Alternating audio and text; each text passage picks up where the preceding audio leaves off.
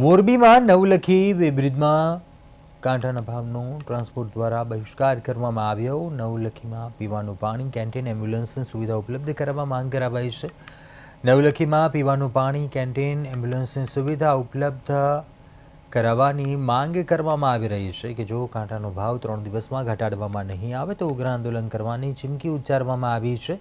આજે રાત્રિએ 12 વાગ્યાથી 600 ટ્રક હડતાલ ઉપર ઉતરશે, જેથી માલની હેરફેર ઉપર પણ અસર પડશે।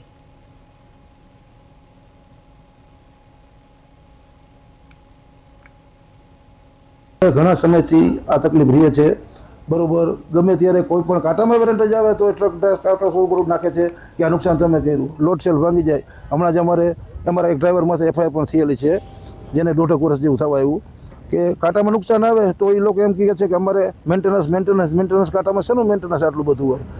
2 વર્ષ 3 વર્ષ 150-200 માંડી અને આજે 450 લગી કાંટાના પૈસા પોગાડ્યા। અમારે માત્ર ને માત્ર એક જ વિરોધ છે કે નવલખીમાં કાંટાના ભાવ ઘટાડો, ન ઘટાડો તો અમને બહારનો કાંટો કોઈ પણ આપો, અમે એ કરાવવા તૈયાર છીએ। બાકી આ કાંટાનો અમે બહિષ્કાર કરી છીએ।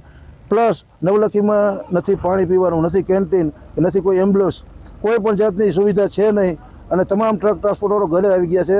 નેતાનાથી કોઈના કહેવાથી પણ કાંઈ થતું નથી, થાકી ગયા છે। એટલે જેથી સરકારને અમારી આ માંગ છે, 3 દિવસમાં આનો રિઝલ્ટ નહીં આવે તો અમે રસ્તા રોકો આંદોલન કરશું। આ તમામ ભાઈઓ અમારા